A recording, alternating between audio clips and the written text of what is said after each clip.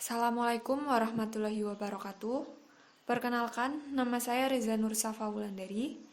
Pada kesempatan kali ini, saya akan membahas materi mengenai manajemen hubungan sekolah dengan masyarakat.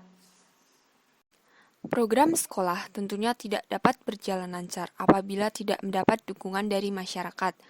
Oleh karena itu, pemimpin sekolah perlu terus-menerus membina hubungan yang baik antara sekolah dengan masyarakat. Sekolah perlu banyak memberi informasi kepada masyarakat mengenai program dan masalah yang dihadapi, agar masyarakat mengetahui dan memahami masalah yang dihadapi sekolah. Harapannya yaitu tumbuh rasa simpati dan partisipasi dari masyarakat. Untuk mewujudkan itu semua, diperlukan kesiapan dan kemampuan agar bisa memberdayakan semua komponen di sekolah dan di luar sekolah. Selanjutnya, mengenai pengertian manajemen hubungan sekolah dengan masyarakat. Manajemen hubungan sekolah dengan masyarakat merupakan proses komunikasi antara sekolah dengan masyarakat untuk memberikan pengertian kepada masyarakat mengenai kebutuhan dan praktik pendidikan, serta mendorong minat dan tanggung jawab masyarakat dalam rangka memajukan sekolah. Dapat disimpulkan bahwa hubungan sekolah dengan masyarakat adalah suatu kegiatan komunikasi yang lebih terarah antara sekolah dan masyarakat dengan cara saling mengenal, saling memahami, saling mengasihi, saling menolong, saling menanggung, dan saling menguntungkan, sehingga terwujud kerjasama yang baik kepada pihak-pihak yang terkait. Selanjutnya mengenai tujuan, fungsi pokok, dan manfaat manajemen hubungan sekolah dengan masyarakat. Tujuannya adalah untuk meningkatkan popularitas sekolah dan meningkatkan prestis sekolah. Fungsi pokoknya untuk menarik simpati masyarakat pada umumnya dan publik pada khususnya, sehingga dapat meningkatkan relasi masyarakat terhadap sekolah. Sedangkan manfaatnya adalah untuk menambah simpati masyarakat yang dapat meningkatkan prestis sekolah dan meningkatkan dukungan masyarakat. Selanjutnya mengenai prinsip hubungan sekolah dengan masyarakat. Yang pertama adalah integriti.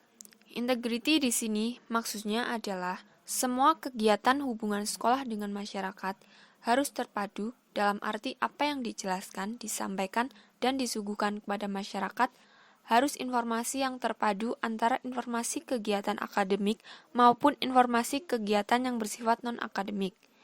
Hal ini sangat penting untuk meningkatkan penilaian dan kepercayaan masyarakat atau orang tua murid terhadap sekolah, atau dengan kata lain, transparansi sekolah sangat diperlukan.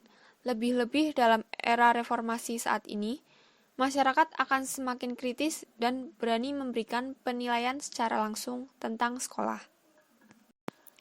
Yang kedua adalah continuity.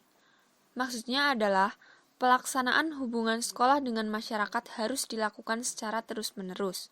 Jadi, pelaksanaan hubungan sekolah dengan masyarakat tidak hanya dilakukan secara insidental atau sewaktu-waktu. Misalnya 1 kali dalam 1 tahun atau sekali dalam 1 semester hanya dilakukan oleh sekolah pada saat akan meminta bantuan keuangan kepada orang tua.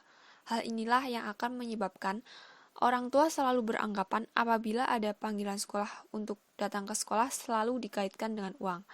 Akibatnya, mereka cenderung untuk tidak menghadiri atau sekedar mewakilkan kepada orang lain untuk menghadiri undangan tersebut. Apabila ini terjadi, maka sekolah akan sulit mendapat dukungan yang kuat dari semua orang tua murid maupun masyarakat. Yang ketiga adalah simplicity. Maksudnya adalah informasi yang disajikan kepada masyarakat melalui pertemuan langsung maupun melalui media sebaiknya disajikan dalam bentuk sederhana sesuai dengan kondisi dan karakteristik pendengar. Prinsip kesederhanaan ini juga mengandung makna bahwa informasi yang disajikan dinyatakan dengan kata-kata yang mudah dimengerti. Banyak masyarakat yang tidak memahami istilah-istilah yang sangat ilmiah. Oleh karena itu, penggunaan istilah sedapat mungkin disesuaikan dengan tingkat pemahaman masyarakat. Yang keempat adalah coverage. Coverage mencakup 3 bagian, yaitu lengkap, akurat, dan up to date.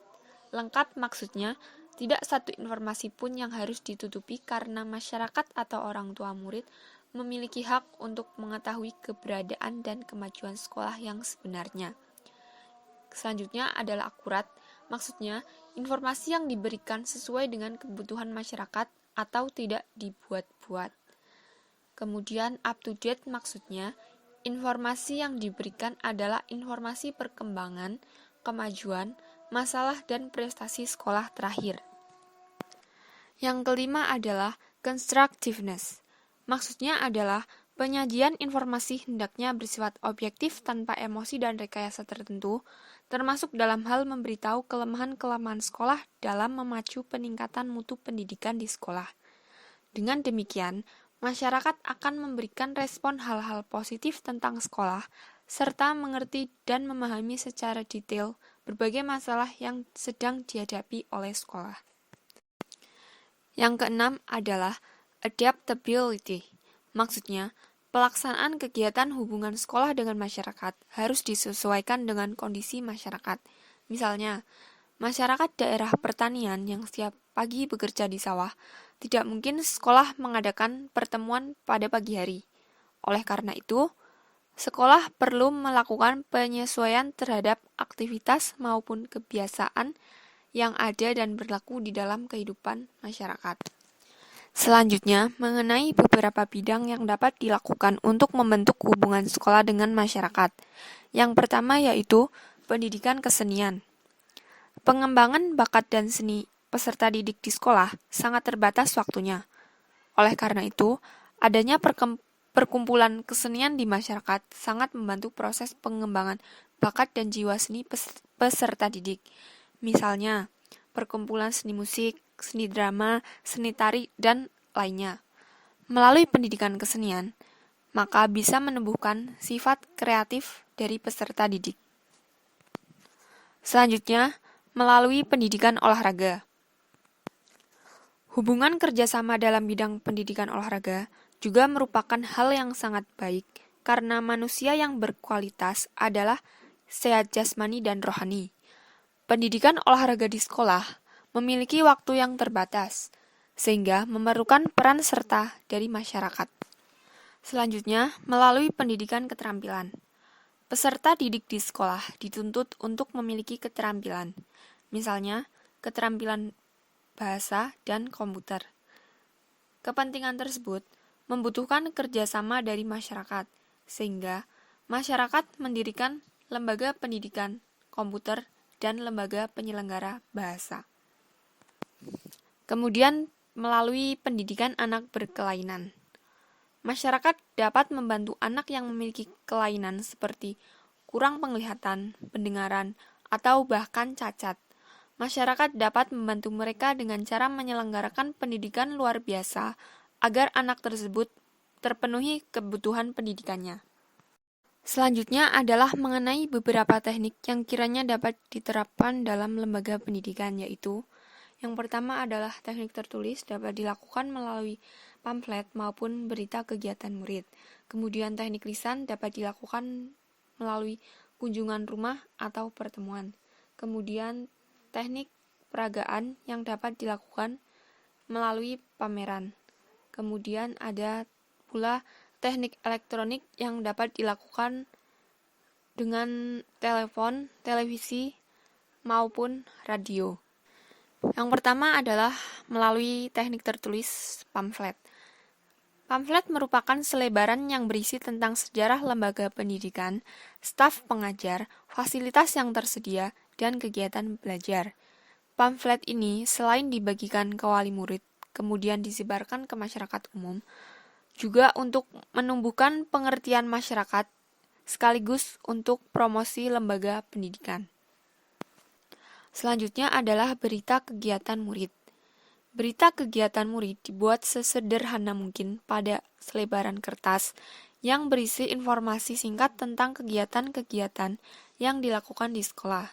Hal ini bertujuan agar orang tua murid mengetahui apa saja yang terjadi di lembaga pendidikan, khususnya kegiatan yang dilakukan oleh murid. Yang selanjutnya melalui teknik kunjungan rumah. Pihak sekolah dapat mengadakan kunjungan ke rumah wali murid, warga, ataupun tokoh masyarakat. Melalui kunjungan rumah ini, guru akan mengetahui masalah anak-anaknya di rumah. Apabila setiap anak diketahui masalahnya secara totalitas, maka program pendidikan akan lebih mudah direncanakan untuk disesuaikan dengan minatnya. Kemudian melalui teknik pertemuan, yaitu sekolah mengundang masyarakat dalam acara pertemuan khusus untuk membicarakan masalah atau hambatan yang sedang dihadapi oleh sekolah. Selanjutnya, teknik peragaan. Teknik peragaan yang diselenggarakan biasanya berupa pameran keberhasilan murid. Misalnya di TK, menampilkan anak-anak yang bernyanyi, membaca puisi, ataupun menari. Pada kesempatan itu, kepala sekolah atau guru TK tersebut dapat menyampaikan program-program peningkatan mutu pendidikan dan juga masalah atau hambatan yang dihadapi dalam merealisasikan program-program itu. Selanjutnya, menggunakan teknik elektronik. Seiring dengan perkembangan teknologi elektronik, maka dalam mengakrabkan sekolah dengan orang tua murid maupun masyarakat, pihak sekolah dapat menggunakan sarana elektronik seperti telepon, televisi, ataupun radio, sekaligus sebagai sarana untuk mempromosikan pendidikan. Hubungan sekolah dengan masyarakat memiliki peran yang sangat penting. Komunikasi yang berkualitas antara sekolah dengan masyarakat menjadi kunci penentu keberhasilan manajemen hubungan sekolah dengan masyarakat. Jika hubungan sekolah dengan masyarakat berjalan dengan harmonis, maka pendidikan dan pengajaran di sekolah diharapkan mampu mencapai visi dan misi yang telah dicanangkan. Untuk mendukung hal tersebut, maka kemampuan manajerial hubungan sekolah dengan masyarakat harus ditingkatkan dan perlu adanya publikasi untuk mempublikasikan kelebihan sekolah serta promosi dalam rangka menarik simpati dan meningkatkan peran public relation untuk mengeratkan hubungan sekolah dengan masyarakat serta meningkatkan akuntabilitas berupa laporan pertanggungjawaban berbagai kegiatan kepada masyarakat. Terima kasih. Mohon maaf apabila banyak kekurangan dan kesalahan. Wassalamualaikum warahmatullahi wabarakatuh.